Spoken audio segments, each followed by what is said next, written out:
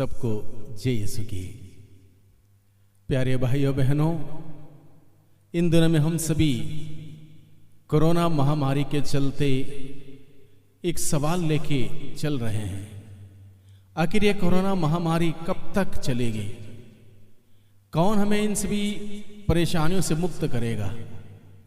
कहाँ से हमें छुटकारा मिलेगा? कौन सी दवाई से हमें राहत मिलेगी? अलग अलग सवाल लेकर हम चलते हैं, विचार करते हैं, सोचते हैं, बातचीत करते हैं और समाधान की प्रतीक्षा हम कर रहे हैं। इस समस्या के बीच में समाधान हमें कौन देगा? ये सवाल मैं समझता हूं हर व्यक्ति के मन में है। समाधान कौन देगा? मैं इन दिनों में इस बात पर विचार कर रहा था। रोजाना आराधना में जब मैं समय बिता रहा था, मेरे मन में ही सवाल आ रहा था, कब तक चलेगा ये? कब लोगों को राहत मिलेगी इन परेशानियों से? तब मुझे अचानक प्रभु की बात याद आई, जहां प्रभु के शिष्य और स्वयं प्रभु यीशु मसीह नाव में बैठ के यात्रा कर रहे थे समुद्र में, और अचानक प्रभु के शिष्यों ने देखा कि आंधी और तूफान आ गया था समुद्र में। झंझावत उठा, समुद्र के लहरें बड़ी तेजी से आकर नाव के अंदर पानी से भर जा रहा था। तूफान बहुत ही तीव्र था।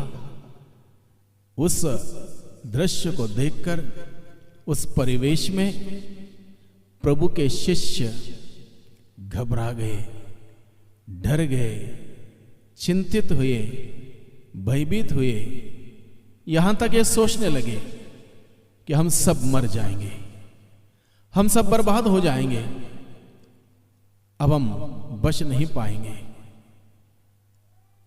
वे डर गए, बहुत अधिक डर गए। और ऐसे मौके में जब उन्हें लगा कि अब सब कुछ समाप्त हो गया है, हम सभी जल्दी से मर जाने वाले हैं, जहाज डूब जाएगा, जब उनको ये लगा, उनमें से कुछ लोगों ने शायद यही सोचा होगा, यीशु इसी नाव में है, हम यीशु को जगाएं, यीशु को बताएं, ये समस्या यीशु के हाथों में दे दें। उन्होंने उचित समझा और वे गए और उन्होंने यीशु को जगाया। यीशु को जगाते हुए यीशु से कहा, प्रभुवर गुरुवर, हम डूब रहे हैं, यानी कि हम मर रहे हैं। इस तूफान में, इस आंधी में, इस समुद्र के तेजी से आने वाली लहरों में हम मर रहे हैं, डूब रहे हैं, हमें बचाइए। प्रभु के शिष्यों ने अपनी समस्या प्रभु के हवाले कर दी, प्रभु के हाथों में समर्पित कर दी। जैसे ही प्रभु के शिष्यों ने प्रभु को पुकारा, यीशु का शक्तिशाली सामर्थ्यवान नाम को लिया, यीशु को जगाया, यीशु के हाथों में समस्या समर्पित कर दी, तुरंत यीशु ने वहां पर उस समस्या पर अधिकार लिया। समुद्र पर यीशु ने अधिकार लिया। तेजी से बहने वाले उस लहरों पर, हवा पर यीशु ने अधिकार लिया। अधिकार लेते हुए आकाश और उस पृथ्वी को बनाने वाले समस्त सृष्टि के मालिक ने आदेश दिया, समुद्र से कहा थम जा, वायु से कहा शांत हो जा, और वहीं के वहीं उसी वक्त समुद्र थम गया, वायु शांत हो गई। वहां चारों तरफ से जो तूफान था, जो आंधी थी, शांत हुई। यीशु के आदेश देते ही समुद्र थम गया, आंधी शांत हुई। उसके बाद प्रभु ने अपने शिष्यों से पूछा, अल्प विश्वासियों, डरते क्यों हो? तुम्हारा विश्वास कहां है? अल्प विश्वासियों, डरते क्यों हो? तुम्हारा विश्वास कहां है? इस घटना के माध्यम से प्रभु ने मुझे एक प्रेरणा दी। अगर हम सबके सब उस प्रभु को जगाएं, उस प्रभु के हाथ में इस कोरोना महामारी की उस बीमारी को समर्पित कर दें, क्या वो प्रभु जिसने महान सागर को आदेश देते हुए कहा था थम जा, प्रभु आदेश नहीं दे सकता इस महामारी को? दे सकता है। यह आंधी जो तेजी से चल रही है, कोरोना महामारी के साथ साथ ब्लैक फंगस की बीमारी, व्हाइट फंगस की बीमारी, अलग अलग प्रकार की अन्य बीमारी, और ऐसे परिवेश में जो लोग भयभीत होकर मूर्छित हो रहे हैं, डर रहे हैं, घबरा रहे हैं, इसके बजाय हम उस प्रभु को अगर जगाएंगे कितना बेहतर होगा। हम सभी जानते हैं इस कोरोना महामारी के चलते पिछले 1 साल से कोई ठोस समाधान हमारे सामने नहीं है। भले दुनिया में कितने ही वैज्ञानिक हैं, कितने ही डॉक्टर्स हैं, कितने भी लोग इसमें लगे हुए हैं समाधान ढूंढने के लिए, अब तक कोई ठोस समाधान हमारे सामने नहीं है। हम उस प्रभु को जगाएं। समाधान प्रभु यीशु है। सभी सवालों का उत्तर प्रभु यीशु के पास है। मनुष्य के सभी समस्या का समाधान यीशु के पास है। यीशु को जगाएं। कैसे जगाएं? हम घुटने टेकें, उस प्रभु के सामने जाएं, उस प्रभु में विश्वास करें। प्रभु का वचन कहता है जो प्रभु यीशु मसीह में विश्वास करेगा उसका सर्वनाश नहीं होगा। प्रभु का वचन कहता है, यूहन्ना का सुसमाचार अध्याय 3:16 में ईश्वर का वचन वादा करता है, जो कोई भी व्यक्ति उसके भेजे हुए उसके पुत्र यीशु मसीह में विश्वास करते हुए जीवन व्यतीत करता है, उसका सर्वनाश नहीं होगा बल्कि उसे अनंत जीवन मिलेगा। जीवन देने वाला प्रभु हमारे बीच में है। भले ही कोरोना की महामारी मौत से हमें डरा रही हो, जीवन देने वाला प्रभु हमारे बीच में है। इस बात का याद रखें। उस प्रभु को जगाएं, घुटने टेकते हुए इस समस्या को, कोरोना की महामारी को प्रभु के हाथों में समर्पित करते हुए प्रभु को जगाएं। प्रभु से कहें, प्रभु हम डूब रहे हैं इस कोरोना की आंधी से, इस महामारी की बीमारी से, ब्लैक फंगस की बीमारी से हम डूब रहे हैं, प्रभु हमें बचाइए। निश्चित रूप से जब हमारी पुकार प्रभु के कानों तक पहुंचेगी, प्रभु हमारी पुकार सुनेगा। नबी इसायाह का ग्रंथ अध्याय 59 और 2 में प्रभु का वचन कहता है, प्रभु का कान बहरा नहीं हुआ है, वो सुन सकता है। उसका हाथ बचाने में समर्थ है, कमजोर नहीं हुआ है। उसका हाथ शक्तिशाली है, सामर्थ्यवान है। प्रभु का हाथ समर्थ है हमें बचाने में। जरूरी हम पुकारें। उसके साथ साथ प्रभु का वचन हमें बताता है, इसायाह का ग्रंथ अध्याय 59:2 में, तुम्हारे अधर्म ने, तुम्हारे पाप ने, पापमय जीवन ने तुम्हें ईश्वर से अलग कर दिया, इसलिए तुम्हारी पुकार उसके कानों तक नहीं पहुंचती। तो हमें उस प्रभु के पास जाने की जरूरत है। घुटनों के बलबूते अपने पापों के लिए, अपने गुनाहों के लिए, गलतियों के लिए, अपराधों के लिए माफी मांगने की जरूरत है, आंसू बहाने की जरूरत है, पश्चाताप करने की जरूरत है। और निश्चित रूप से दया करने वाला ईश्वर कठोर नहीं होगा, दया से द्रवित होगा और हमारी पुकार सुनेगा और हम सबों को उत्तर देगा। इस समस्या से हमें समाधान देगा। ये कोरोना की आंधी तूफान थम जाएगी यीशु के हाथ में अगर हम अधिकार देंगे। यीशु आदेश देगा थमने के लिए, शांत होने के लिए। यीशु का नाम आकाश, धरती और अधोलोक में सर्वश्रेष्ठ है। चाहे कोरोना की बीमारी का नाम कितना बड़ा क्यों ना हो, कितना खतरनाक क्यों ना हो, ब्लैक फंगस का नाम कितना बड़ा क्यों ना हो, खतरनाक क्यों ना हो, बीमारी के नाम के हजारों गुना, लाखों गुना बड़ा नाम यीशु का नाम है, जो आकाश, धरती और अधोलोक में सर्वश्रेष्ठ है। उस यीशु के हाथों में समर्पित करें। हमारी समस्या, हमारा डर, हमारा भय, हमारी घबराहट प्रभु को दे दें। प्रभु में विश्वास करें, प्रभु में विश्वास करें। जो व्यक्ति उस प्रभु पर विश्वास रखेगा उसके जीवन में कुछ भी नुकसान नहीं होगा। प्रभु आदेश देगा, जिस प्रकार से उस प्रभु ने समुद्र को आदेश दिया था, आंधी को, तूफान को आदेश दिया था और सब जगह शांत हो चुका था, वही प्रभु इस कोरोना को, ब्लैक फंगस को, व्हाइट फंगस को आदेश देगा, सब शांत होगा, थम जाएगा, सारी बीमारी दूर हो जाएगी और हम प्रभु की महिमा देखने वाले बन सकेंगे।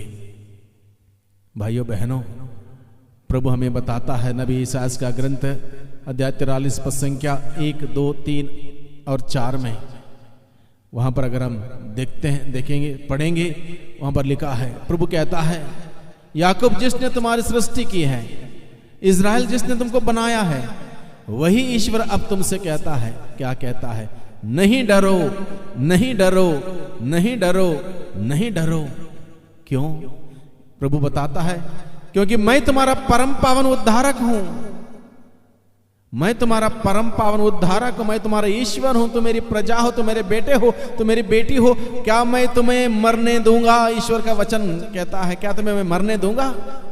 तुम मेरे बच्चे हो, तुम मेरी संतान हो, मैं तुम्हारे ईश्वर हूं और तुम मेरे बेटे हो, तुम मेरे संतान हो, मैं तुम्हारा उद्धारक हूं।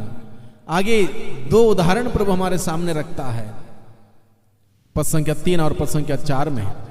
ईसायास का ग्रंथ अध्याय 43 पद संख्या 3 और 4 में प्रभु का वचन कहता है, यदि तुम समुद्र पार करोगे तो मैं तुम्हारे साथ होऊंगा। समुद्र पार करना कोई आसान बात नहीं है, लगभग नामुमकिन बात है, पॉसिबल नहीं है, संभव नहीं है। इतना विशाल विस्तार समुद्र को कौन पार कर सकता है? प्रभु कहता है, यदि तुम समुद्र पार करो, यानी कि समुद्र पार करने जैसी समस्या, प्रॉब्लम या चुनौती हमारे जीवन में आएगी, प्रभु कहता है, मैं तुम्हारे साथ होऊंगा, मैं तुम्हारे साथ हूं। याद रखें, हम सभी प्रभु यीशु ने वादा कर रखा है हम सबों से, हर इंसान से, मैं सदा ही तुम्हारे साथ हूं, दुनिया के अंतिम क्षणों तक मैं तुम्हारे साथ रहूंगा। प्रभु का वादा झूठा नहीं है, वो सत्य है, उसका वादा सत्य है। प्रभु ने वादा कर रखा, मैं सदा ही तुम्हारे साथ हूं, दुनिया के अंतिम क्षणों तक मैं तुम्हारे साथ रहूंगा। वो ईश्वर जिसने वादा कर रखा है मैं तुम्हारे साथ हूं, वो हमारे साथ है। एहसास करें, हर कदम कदम जो हम जाते हैं, जहां आते हैं, उड़ते हैं, बैठते हैं, इस बात का एहसास करें, मेरा ईश्वर मेरे साथ है, मेरा प्रभु मेरे साथ है। संत पौलुस रोमियो के लिखे हुए पत्र में बताता है, अध्याय 8 पद संख्या 25 से आगे, यदि ईश्वर हमारे साथ है, कौन हमारा विरुद्ध होगा? यदि ईश्वर हमारे साथ है, कौन हमारा विरुद्ध होगा? कौन सी बात हमें ईश्वर के प्रेम से वंचित करेगी? कौन सी बात हमें ईश्वर से वंचित करेगी? क्या भूख, क्या जोखिम, क्या तलवार, क्या नग्नता, क्या अत्याचार, क्या संकट, महामारी, बीमारी, कौन सी चीज हमें ईश्वर से और उसके प्रेम से दूर रखेगी? कुछ भी हमें अलग नहीं कर पाएगा। इस बात का एहसास करें, प्रभु मेरे साथ है। इसलिए वो यीशु, वो प्रभु हमें वादा करता है, यकीन दिलाता है, विश्वास दिलाता है, यदि तुम समुद्र पार करोगे मैं तुम्हारे साथ होऊंगा। जलधाराएं तुमको बहाकर नहीं ले जाएंगी, जलधाराएं तुमको बहाकर नहीं ले जाएंगी, क्योंकि मैं जो समुद्र पर चला, समुद्र पर अधिकार रखने वाला ईश्वर तुम्हारे साथ है। जलधाराएं तुमको बहाकर नहीं ले जाएंगी। आगे प्रभु का वचन कहता है, यदि तुम आग पार करोगे, ज्वालाएं तुमको भस्म नहीं करेंगी। यदि तुम आग पार करोगे, जरा सोच के देखिए, कितना मुश्किल बात। क्या कोई आग पार कर सकता है? कभी नहीं। जरा सा हम मोमबत्ती जलाने के लिए या चूल्हा जलाने के लिए माचिस इस्तेमाल करते हैं, उस माचिस की तिल्ली जलते जलते जरा हाथ में लग जाए, जरा सा लगने पर उसका सेक अनुभव हम करते हैं, तो आग से कौन पार करेगा? आग में कौन घुसेगा? प्रभु कहता है, यदि तुम आग पार करोगे मैं तुम्हारे साथ होऊंगा, ज्वालाएं तुमको भस्म नहीं करेंगी। और ये केवल खोखला वादा नहीं है, ये ईश्वर का वादा केवल खोखला नहीं, निरे शब्द मात्र नहीं है, ये हकीकत में उस ईश्वर ने करके दिखाया है। जब ईश्वर के भक्त, ईश्वर में विश्वास करने वाले, उसके प्रिय लोग शद्रक, मेशक और अबेदनगो, ये 3 लोगों को जब राजा नबूकदनेस्सर ने उसने बनाई हुई मूर्ति की आराधना नहीं करने के जुल्म में आग की भट्टी में डाला और आग की भट्टी में डालने से पहले आग को 7 गुना तीव्र कर दिया था। जब इन 3 नवजवानों को आग की भट्टी में राजा नबूकदनेस्सर ने डलवा दिया, ये तीनों नहीं जले। तीनों को जलने की बात छोड़िए, उनके शरीर का एक रोम तक नहीं जला। राजा दूर से देखता है 3 लोगों को आग की भट्टी में डाल दिया था, शद्रक, मेशक और अबेदनगो। राजा नबूकदनेस्सर देखता है दूर से चौथा व्यक्ति को, जो सफेद कपड़े, सफेद वस्त्र पहना हुआ था। ईश्वर स्वयं उनके बीच में आके उनकी रक्षा करता है, आग की भट्टी से उनको बचाता है। वही ईश्वर हम सबों से कहता है, यदि तुम आग पार करोगे तुम नहीं जलोगे, मैं तुम्हारे साथ हूं। वो ईश्वर हमारे साथ एहसास करें भाइयों बहनों। Let us experience the presence of God with in us and around us. महसूस करें, क्यों डरे हम मामूली लोग नहीं हैं, हम प्रभु के लोग हैं। प्रभु ने हम अपने लहू की कीमत से हमें खरीदा है। We are precious in his sight. हम लोग मूल्यवान हैं उसकी दृष्टि में, महत्व रखने वाले लोग हैं। क्या वो ईश्वर हमें मरने देगा? विश्वास रखिए, विश्वास रखिए उस प्रभु पर। वो प्रभु हमें मरने नहीं देगा। वो जीवन देने वाला ईश्वर है, वो जीवन देने के लिए इस दुनिया में आया। प्रभु यीशु मसीह कहता है यूहन्ना का सुसमाचार अध्याय 10 में, मैं संसार में इसलिए आया हूं ताकि उन सबों को जीवन मिले, जीवन बहुतायत में मिले। बहुतायत में जीवन देने के लिए प्रभु आए। विश्वास करें प्रभु के वचन पर, उसके वादे पर और प्रभु पर विश्वास करें। विश्वास करने वाले के लिए कभी किसी बात की कमी नहीं होगी। विश्वास करने वाला व्यक्ति ईश्वर की महिमा देखेगा। प्रभु यीशु ने स्वयं मार्ता से कहा था, जब उसका भाई लाजरस मर गया था, वो निराश थी, उदास थी, मायूस थी। प्रभु ने कहा, मार्था, यदि तुम विश्वास करोगी तो ईश्वर की महिमा को देखोगी। इस महामारी के बीच में, इस कोरोना वायरस के बीच में, ब्लैक फंगस के बीच में, व्हाइट फंगस के बीच में, तमाम प्रकार की अन्य बीमारी के बीच में हम अपना विश्वास मजबूत रखें, उस प्रभु पर दृढ़ विश्वास रखें, अटल विश्वास रखें। विश्वास के साथ उसके पास जाएं, सुबह शाम प्रार्थना करें, घुटने टेक के प्रार्थना करें, अपने पापों के लिए पश्चाताप करें, आंसू बहाएं, ईश्वर की दया की भीख मांगे। वह ईश्वर दया से द्रवित होगा और हमारे साथ खड़ा होगा। जब हम घुटने टेकेंगे वो ईश्वर हमारे लिए खड़ा होगा। जब हम उसके सामने जाके घुटने टेक के गिड़गिड़ाएंगे, वो ईश्वर हमारे सामने, हमारे पास खड़ा होगा और हमें उठाएगा। हमारे निराशा से, मायूसी से हमें ऊपर उठाएगा, हमारा डर दूर कर देगा, हिम्मत हमें देगा, साहस हमें देगा, हमारा विश्वास मजबूत करेगा। उस ईश्वर के सामने घुटने टेकें। वो ईश्वर हम सबों से कहता है, तुम्हें कोई हानि नहीं होगी, महामारी तुम्हारे घर के निकट नहीं आएगी। चाहे पहले तुम्हारे बगल में हजारों या लाखों ढेर हो जाएं, किंतु तुमको कुछ नहीं होगा। तुम मेरे चुने हुए लोग हो। विश्वास करें भाइयों बहनों, वो ईश्वर चाहता है कि हम उसको पुकारें, उसको जगाएं, समस्या उसके हाथों में समर्पित कर दें, समाधान वो देगा। Hallelujah, hallelujah, hallelujah. कितने सुंदर तरीके से प्रभु हमें ढारस बंधाता है, हिम्मत देता है, साहस देता है। डरो मत, मैं हूं तुम्हारे साथ। वो ईश्वर वादा कर रहा है, मैं तुम्हारे साथ हूं। एक छोटी सी कहानी मैं आपके सम्मुख रखना चाहता हूं। एक बार कुछ लोग समुद्र में यात्रा करते हुए दूसरे देश जाने के लिए निकल पड़े। जैसे जहाज समुद्र के बीचों बीच पहुंच गया, बहुत बड़ा तूफान आया।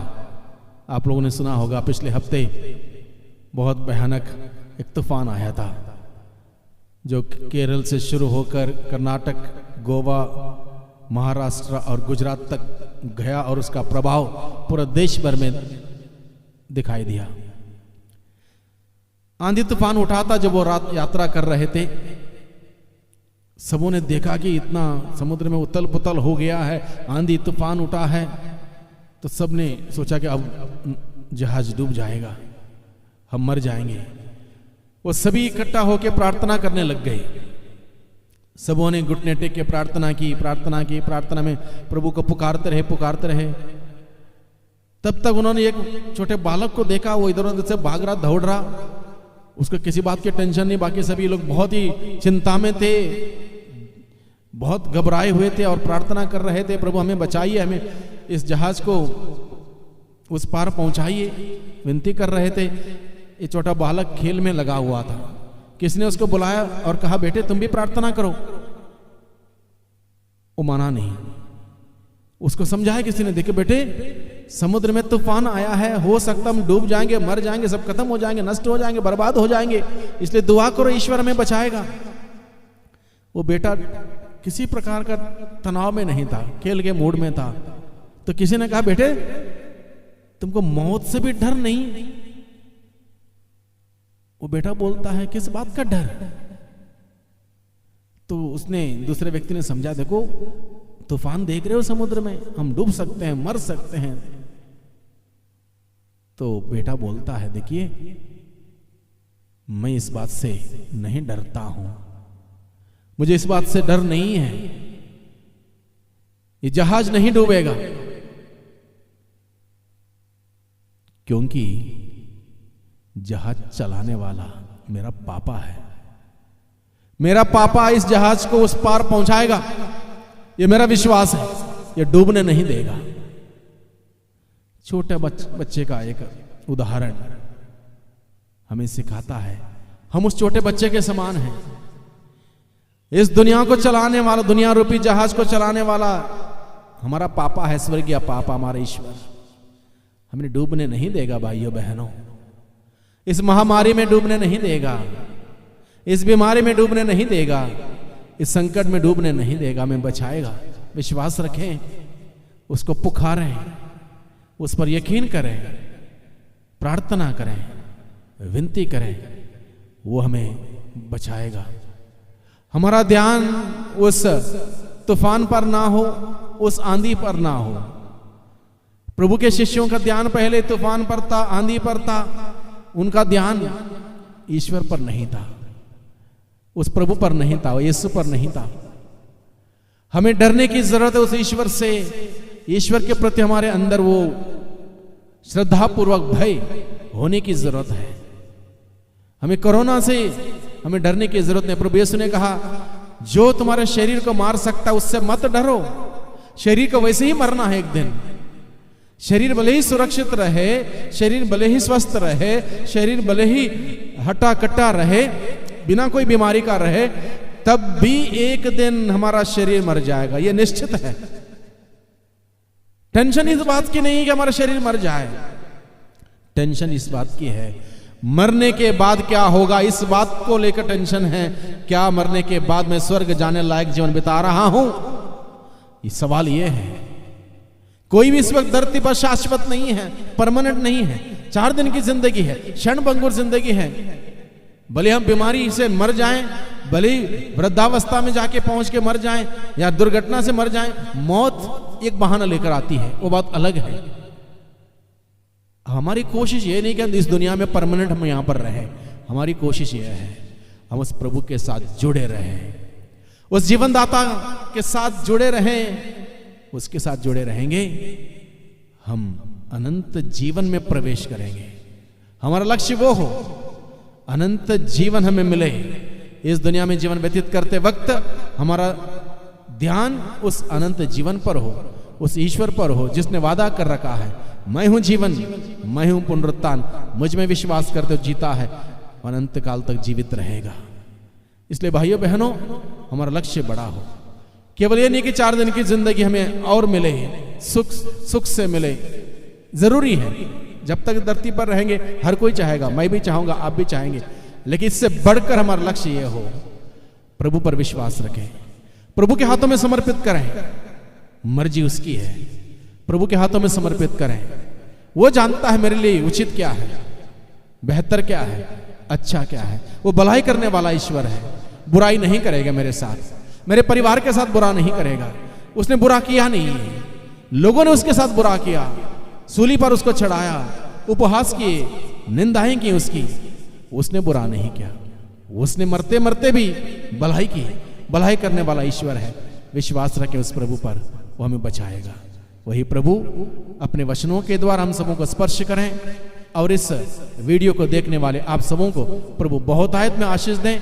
आप सबों के जीवन में प्रभु की शांति, प्रभु का आनंद, प्रभु का खुशियां बहुतायत से मिले। अगर आपके घर परिवार में कोई बीमार है, वही प्रभु अपने नाम से स्पर्श करते हुए चंगाई प्रदान करें। पिता, पुत्र और पवित्र आत्मा के नाम पर आमीन।